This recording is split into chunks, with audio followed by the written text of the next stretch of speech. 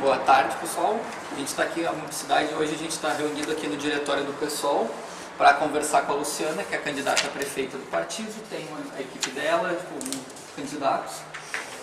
Então vamos começar o bate-papo hoje. Antes de mais nada, candidata, muito obrigado por estar nos recebendo. Então, queria dar uns minutinhos para te fazer uma auto-apresentação e tudo mais, para a gente começar um bate-papo. Bom, quero agradecer a presença de vocês aqui, dizendo que, para mim, é muito importante esse contato direto com os movimentos sociais que vivem e fazem na cidade de Porto Alegre. Eu acho que a Mocidade é um movimento que agregou para Porto Alegre um debate muito importante sobre a mobilidade urbana, sobre a questão das ciclovias, sobre como a bicicleta pode ser também um meio de transporte, não só um objeto de lazer, né, e de diversão para as pessoas e de esporte, mas também pode contribuir para diminuir os engarrafamentos e para que nós tenhamos um transporte mais saudável na cidade. E nós temos essa preocupação, né? O problema da mobilidade urbana hoje é um dos problemas mais graves que a gente tem em Porto Alegre. E para nós é muito importante poder dialogar com vocês, ouvir as reivindicações e também apresentar o nosso programa, né? Nós construímos um programa de governo muito seriamente, ele tem quase 200 páginas de diagnóstico da cidade, de propostas, né? Nós buscamos também incorporar os problemas da mobilidade urbana, a questão das ciclovias e os problemas relativos ao transporte público e a necessidade de diversificar os modais de transporte em Porto Alegre. E esse programa ele foi construído com a participação de diversos segmentos da cidade, né? Tanto em nível de debates públicos presenciais, como também uma plataforma de internet, onde as pessoas tiveram a oportunidade de contribuir. E nós acreditamos que ele não é um programa acabado, né? Ele ainda segue em construção, portanto, as sugestões que vocês possam trazer aqui também podem ser incorporadas, e principalmente ao longo do nosso governo. Nós temos a certeza de que um programa ele também se constrói na vida real, na prática da cidade. E a gente quer que esse programa vá se moldando e indo para o pé no chão mesmo, né? Nesse processo de construção do governo que nós vamos ter a partir do ano que vem, e vocês vão ser fundamentais para que a gente possa estar desenvolvendo essa proposta. Perfeito. Então, entrando um pouquinho mais nisso, qual é o teu conceito de cidade? Assim, como tu imagina Porto Alegre, assim, dentro da mobilidade, a questão das pessoas, da humanização? Eu acho que uma cidade ela precisa, em primeiro lugar, ser acolhedora, tá? Ela precisa ser uma cidade que possibilite o direito de ir e vir para todos os cidadãos, tá? E esse direito de ir e vir hoje ele está restrito, né? Porque as tarifas de ônibus são caras, porque o trânsito é altamente congestionado e porque não há uma diversificação de modais. Então nós precisamos que a cidade seja apropriada pela cidadania, tá? E nesse sentido, a cidade não pode ser um amontoado de construções, mas ela tem que ter espaços públicos, tá? Ela tem que ter parques, ela tem que ter espaços onde as pessoas possam se encontrar e possam compartilhar da cidade. E nisso a prefeitura tem um papel fundamental, que é de valorizar esses espaços públicos que estão cada vez mais degradados na nossa cidade. Eu queria fazer uma pergunta em relação a isso. Você falou dos parques e das praças e tal. Tipo, como é a rua para você? O que é uma rua, o que é uma avenida, quando você entrar nesse espaço público? Como assim?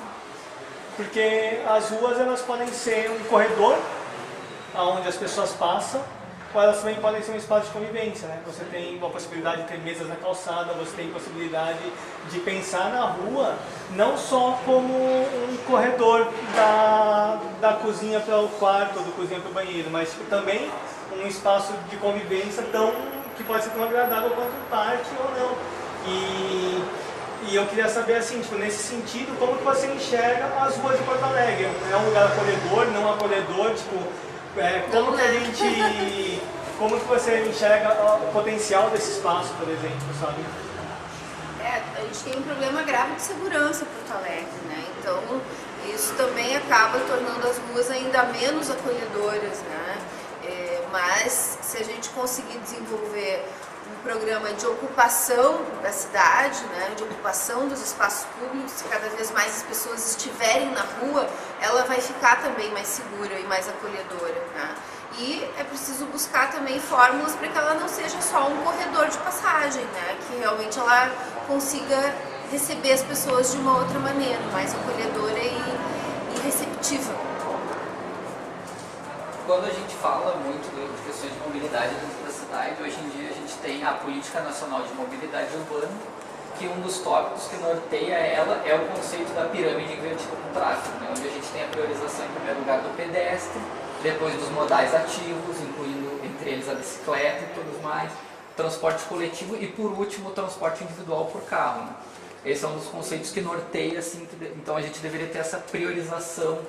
A gente tem toda a questão da distribuição do espaço público na via, onde muito do tráfego está relacionado àqueles desenhos clássicos, né? O espaço ocupado por 50 pessoas nos seus carros, 50 pessoas de bicicleta, 50 pessoas a pé, 50 pessoas no ônibus. Como é que tu enxerga o impacto disso dentro da cidade? Que formas tu pretende criar para incentivar isso, as pessoas deixarem o carro em casa, a gente ter uma maior priorização do pedestre, a gente incentivar as pessoas a estarem na rua? Eu acho que tem várias maneiras de fazer isso. Uma delas, por exemplo, é restringir a circulação de carros, né, em determinadas vias, por exemplo, do centro. Essa é uma das propostas que está no nosso programa, né, avaliar ruas, horários, dias em que se restrinja o trânsito de carros para que a rua seja ocupada pelas pessoas, né? Nós queremos construir essas políticas de forma colaborativa, né? Eu acho que essas soluções para esses problemas, elas não vão sair da minha cabeça ou da cabeça de especialistas encastelados em gabinetes. Ela tem que sair dessa vida real do movimento, né? Então, a parceria dos movimentos como vocês, para se construir essas soluções, é muito importante, né? Para que elas realmente reflitam a realidade de quem vive a cidade desse ponto de vista, por exemplo, da bicicleta, né? Que é um ponto de vista totalmente diferente daquele que anda a pé ou daquele que anda de carro. Quando a gente fala nisso. Tem um negócio que eu acho que é interessante nesse aspecto, que é assim, tipo, normalmente as pessoas colocam a culpa na política para a mudança de hábitos, e a política coloca a culpa na cultura. Então, tipo, a gente não pode fazer isso porque a cultura das pessoas é fazer assim e isso gera muitos problemas.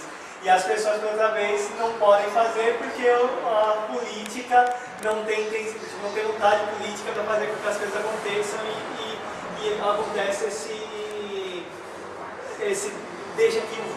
deixa, né? E as coisas não andam.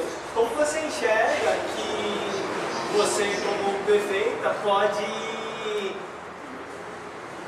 mudar esse ciclo, assim, tipo, fazer uma mudança para que a culpa não seja mais a cultura e que também não exista falta de interesse político? Como que isso pode, como você enxerga essa posição? Eu acho que a prefeitura pode também ajudar a mudar certas culturas e hábitos da cidade, né?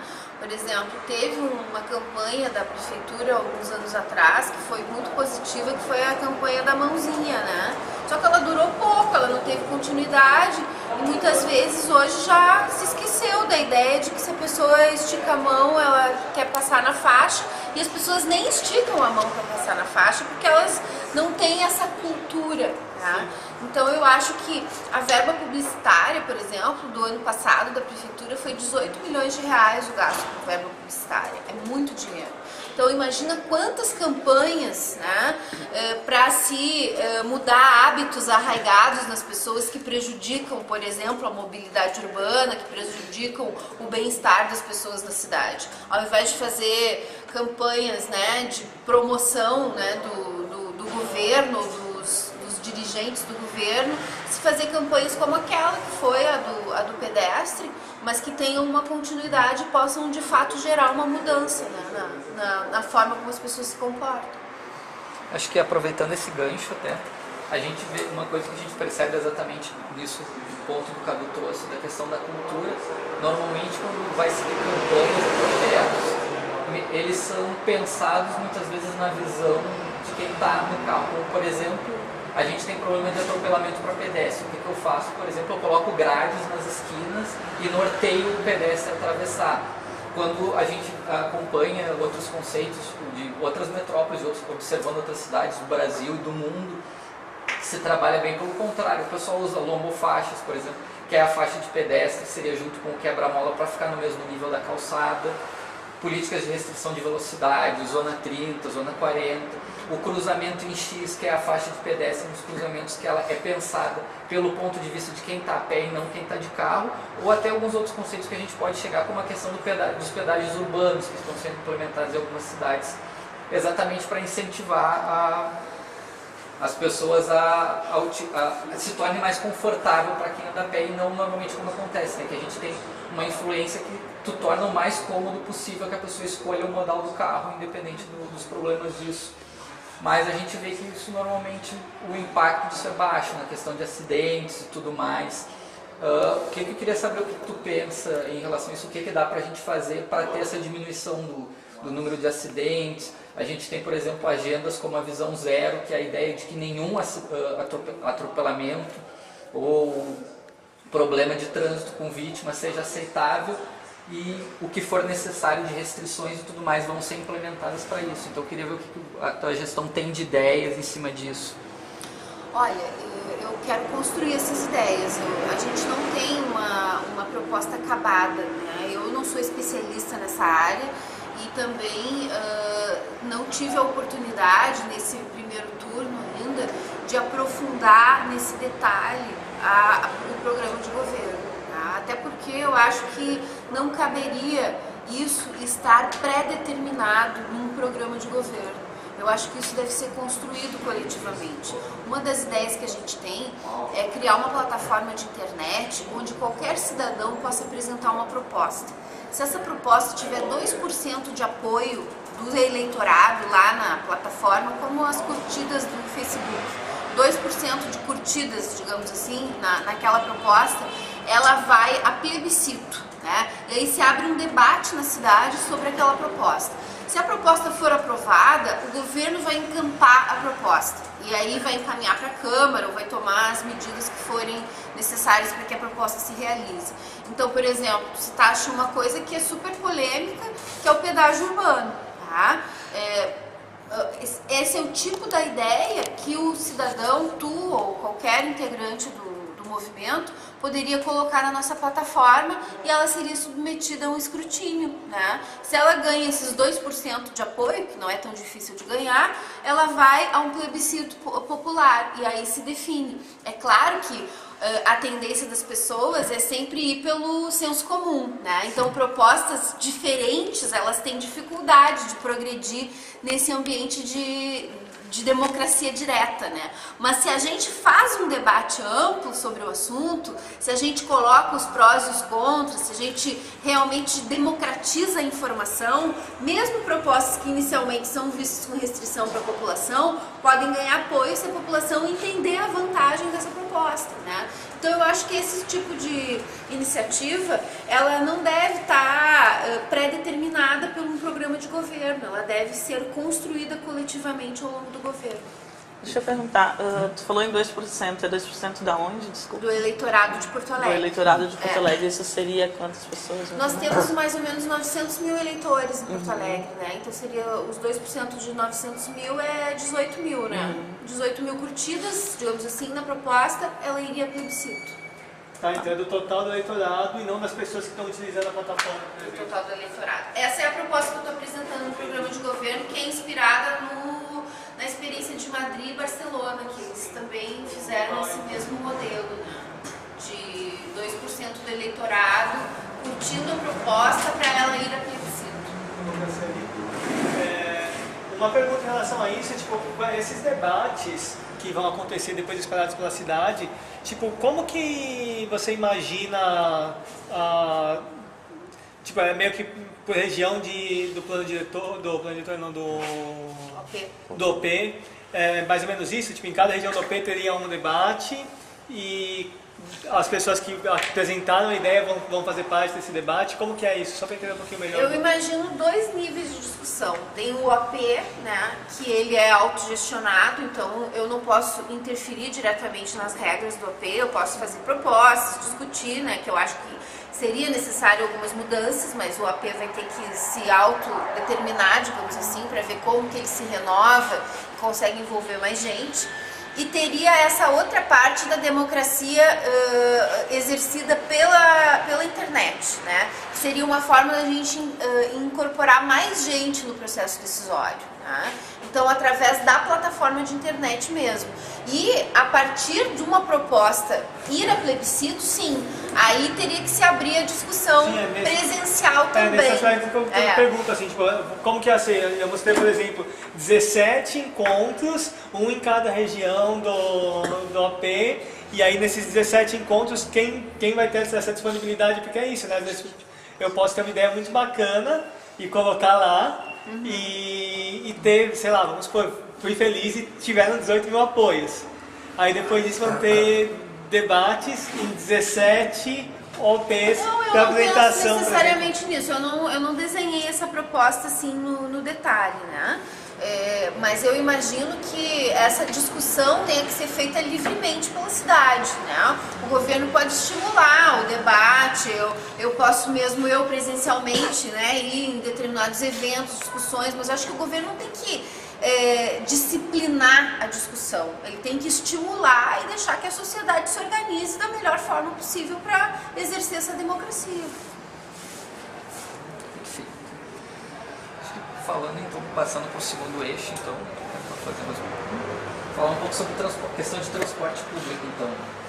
Basicamente, o transporte de massas, hoje em dia, ele é a grande solução, principal solução estrutural dentro de uma cidade, né? Um conglomerado urbano de grande porte. A gente precisa, né, do transporte de massa. A gente tem, então, a questão dos ônibus aqui em Porto Alegre, que tem sido bastante problemático. Pessoal, a gente teve a licitação que ocorreu agora recentemente, que tem dado muita discussão aí em cima dela.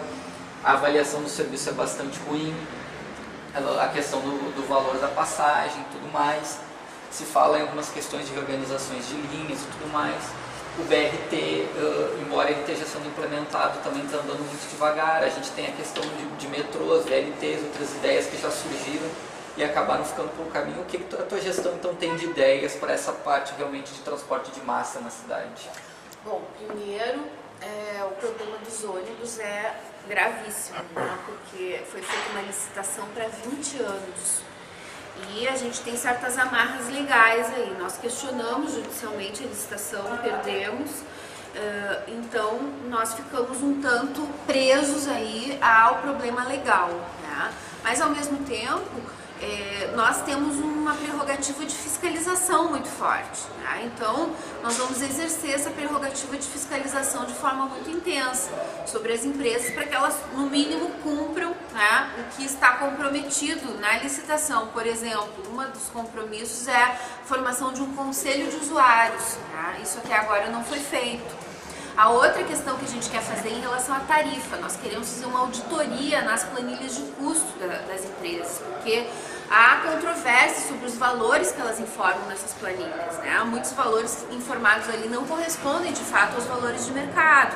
Então a gente quer fazer uma auditoria para ver se consegue segurar o aumento da tarifa, porque agora eles estão alegando prejuízos, a gente já está antevendo, né, uma crise grave na relação com as empresas de transporte por pressões para aumento de tarifa, né? Então isso vai ser também um trabalho bastante duro que a gente vai ter que fazer de buscar assegurar uma transparência e uma tarifa mais baixa para a população. É óbvio que a nossa estratégia seria chegar a uma política de tarifa zero em Porto Alegre, né? Isso não é uma coisa simples, porque não havendo subsídio do governo federal, quem teria que subsidiar seria a própria prefeitura, né? Então a gente precisa abrir essa discussão, né, no sentido de ver se é viável e como viabilizar a tarifa zero ou, no mínimo, isenções mais amplas para outros segmentos da população, como, por exemplo, os desempregados, que são pessoas que realmente não têm condições de pagar passagem. Mas isso vai ser uma discussão que a gente vai ter que fazer a partir de uma auditoria também na situação das planilhas. A outra questão é a diversificação de modais, né? Nós temos uma orla de 75 quilômetros em Porto Alegre que praticamente não é utilizada. Nós queremos implantar o transporte hidroviário. Há uma lei, inclusive aprovada pelo Pedro Ruas, que é o meu vice, quando era vereador, e a lei até agora não saiu do papel.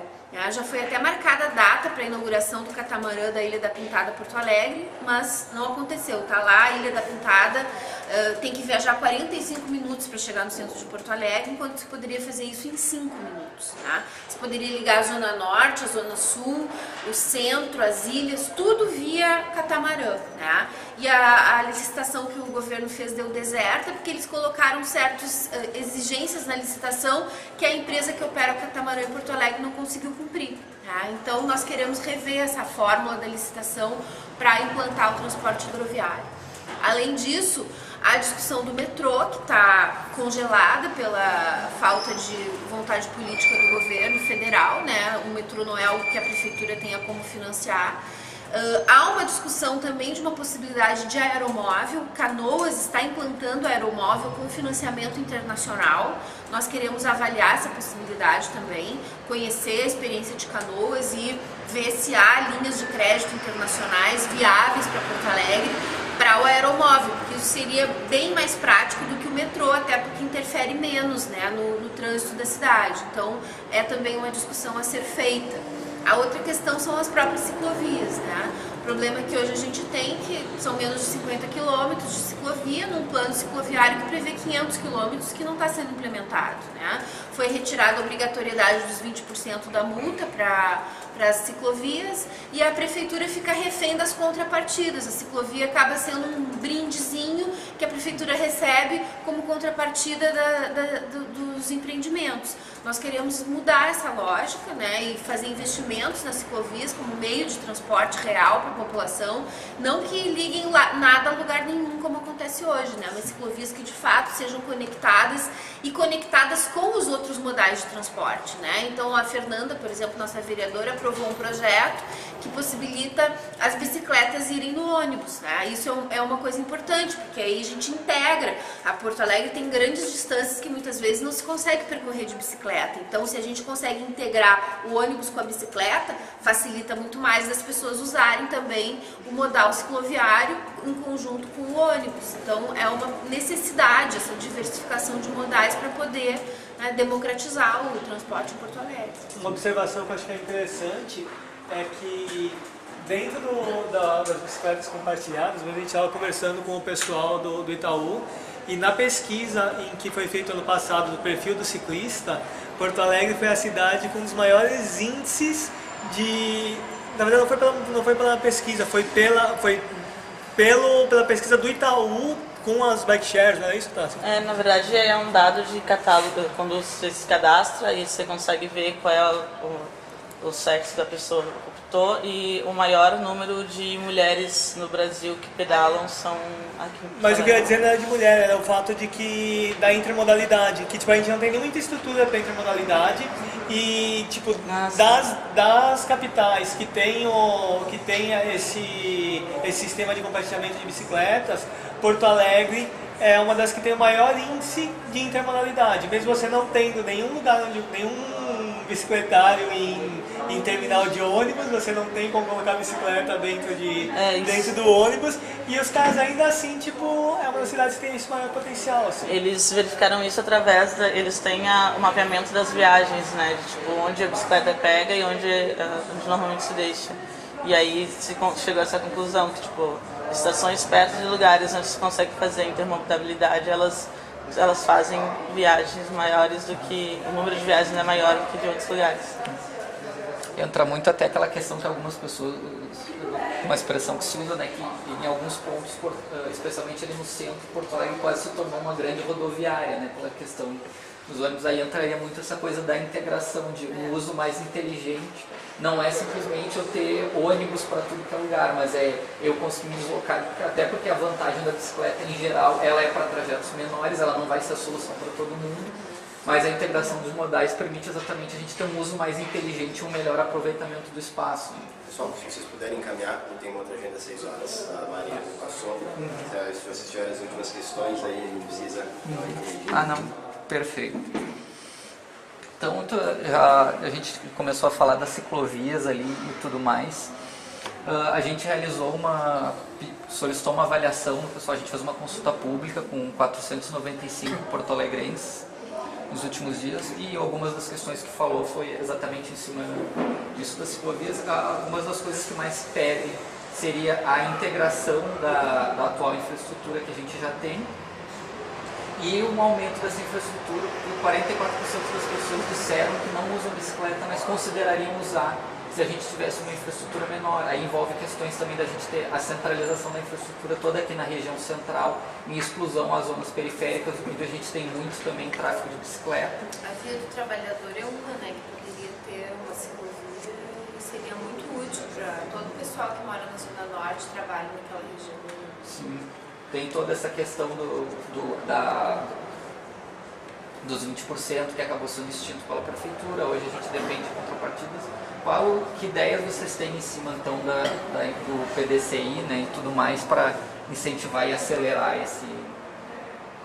A gente quer implementar, né, o plano para que se avance nesse modal cicloviário, né? Como eu já disse, os 20%, né, voltar a ser destinado para ciclovias, ampliar também esse sistema de compartilhamento de bicicletas, que hoje está muito restrito, né, são poucos pontos, são poucas bicicletas, e isso seria muito útil para poder fazer essa integração de modais, né, porque às vezes a pessoa não tem como sair de casa com a sua bicicleta, mas ela pode pegar o ônibus, pegar uma bicicleta e chegar em um determinado ponto. Então, eu quero que os movimentos e os usuários, né, do sistema possam participar para que a gente possa ver qual é a melhor forma de implementar, porque claro que a gente não vai conseguir fazer 500 quilômetros de ciclovia em 4 anos, não tem como me comprometer com isso, mas a gente tem que ter prioridades, né? Hoje a discussão sobre aonde a ciclovia está sendo construída é feita no gabinete da prefeitura, né? Não há um debate sobre isso com os usuários. Então, eu acho que abrir essa discussão sobre as prioridades da implantação do plano cicloviário é fundamental para que a gente otimize os recursos que existem em benefício do uso da bicicleta. Eu queria colocar uma coisa que eu achei bem importante nesse caso para Porto Alegre, que é o seguinte, tipo, a gente não tem hoje estatisticamente dados, né, que possa ter uma noção dos impactos que a implantação de ciclovias tem. Então, tipo, tem vários lugares que teve dificuldade de ser implantada porque a população não achava que seria bom e que as pessoas mudaram de ideia. Só que a gente não tem quantos por cento das pessoas achavam aquilo complicado, quantas pessoas usavam aquilo antes, e a gente não tem um dado depois de qual impacto que isso criou. E eu acho que da mesma maneira como a gente tem vira e mexe, você vê o pessoal contando o carro, tipo, esse é o tipo de informação que é muito importante. Porque quando você começa a conectar essas coisas, começa a mudar a opinião pública desses espaços, você começa a ter possibilidade de fortalecer essa ideia com pessoas que tiveram essa experiência em Porto Alegre. Não está mais falando de Copenhague, tipo da Europa ou mesmo de Buenos Aires, está falando de Porto Alegre, né? Tipo, olha, a gente fez isso aqui e esse aqui é o que as pessoas viram disso. Eu acho que essa aí deve ser a primeira medida que a gente tem que tomar, né? Fazer esse estudo com a população, com os usuários e com os que não são usuários, mas como que eles veem e como que foi o impacto dessas novas ciclovias aí na vida deles, né? E muitos mudaram de opinião e acabaram vendo que era uma boa medida, né? Mesmo que inicialmente tenham sido contrários. Então eu acho que fazer esse mapeamento é a primeira medida, sem dúvida nenhuma, para que a gente possa avançar. Tu colocou que seria inviável fazer 400 quilômetros, 500 quilômetros de malha cicloviária. Por que tu acha que teria esse empecilho? 4 anos, eu acho. Sim, 4 anos. Eu acho que é complicado, né? Porque isso vai demandar toda uma infraestrutura. Eu acho que fazer ciclovias, assim como o governo está fazendo, simplesmente pintando o chão, ou esperando contrapartidas das empresas, acaba não sendo qualificado, né? Então é preciso um investimento da cidade, né? E, bem, os recursos são escassos, né? Então eu não sei se vai ser possível, né, ter um investimento da prefeitura para se chegar nos 500 quilômetros. Por isso eu não estou fazendo esse compromisso de fazer os 500 quilômetros, mas de trabalhar nesse sentido, para implantar integralmente o plano cicloviário. Duas considerações em relação a isso, bem rapidinho. Eu sei que você está com um caso bem curto, mas assim, a primeira coisa que eu quero comentar é que, tipo, se você pegar, por exemplo, uma obra como a Trincheira da Anitta e você dividir o valor dela pelo valor médio da produção de quilômetros, de reais por quilômetros, né, médios no Brasil, tipo, a gente tem uma possibilidade de construir uma quilometragem de ciclovia absurda, assim, em Porto Alegre. Eu sei que isso tem a ver com o Parque da Copa e toda aquela confusão e tal, mas eu só estou dizendo que é uma ideia de recurso diferente. E a outra consideração é que eu tive uma vez uma fala com o Gilmar Tato, que é o secretário de Transporte de São Paulo. Eles fizeram 300 e poucos quilômetros em 2 anos, né? Foi. E... Não, quase 400. Quase 400, praticamente 400 quilômetros. Seria praticamente completar o nosso plano com os quebradinhos que nós temos, mas enfim. E ele falou que a posição que ele estava foi assim, tipo, eles tinham uma verba para projetar as ciclovias no final do ano. 80 milhões, claro. E essa verba, ele poderia produzir ciclovias como a ciclovia que eles fizeram na Paulista, com uma obra gigante, ou eles poderiam tentar fazer ciclovias mais simples e fazer uma dimensão maior para que elas tivessem mais conexões, fizessem mais sentido. E dentro de uma conjuntura de conversa que eles tiveram, eles chegaram à conclusão de que a primeira coisa, a coisa essencial, eu acho que nesse aspecto todo mundo que está aqui vai dar um sorrisinho quando a gente falar sobre isso, é que a primeira conquista que tem em relação à ciclovia é você ganhar o espaço, é você marcar que aquele espaço é um espaço que vai ser utilizado pela bicicleta. Essa é a parte mais difícil, tipo, isso é muito mais difícil você tirar o estacionamento de uma via do que você mudar o asfalto, passar uma tinta ou marcar isso. E na ideia que eles fecharam era que assim, que investindo esse dinheiro, conquistando espaço, depois se precisar ampliar, se precisar melhorar a infraestrutura, tipo, o mais difícil foi conseguido. E você tem um fluxo você aumenta o fluxo e você consegue ter essa justificativa para investimento. É que tu tem que ganhar a cidade para isso, né? Justamente para te marcar esse espaço, tirar o estacionamento. Se tu não ganhar a cidade para a ideia da bicicleta e da ciclovia, tu vai gerar uma guerra civil praticamente. Ali vai gerar uma guerra civil. Né? Tu vai ter os motoristas de carro enfurecidos contra a prefeitura ou contra os movimentos da bicicleta. Então é um processo. Por isso eu não faço compromissos que eu não tenha certeza de que eu vou cumprir, né? Porque aí seria muito fácil eu vir aqui fazer demagogia para vocês dizer, não se preocupe, 500 km de ciclovia em 4 anos. Eu não sei se eu consigo, porque tem os recursos e porque tem essa questão fundamental de ganhar o apoio da cidade para que a coisa seja implementada de forma a que a cidadania de Porto Alegre esteja apoiando a ideia e não repudiando a ideia, né? Então a gente precisa construir as condições para isso. Não é tão simples. Perfeito, então, acho que seria isso, então. Agradecer a candidata por ter recebido.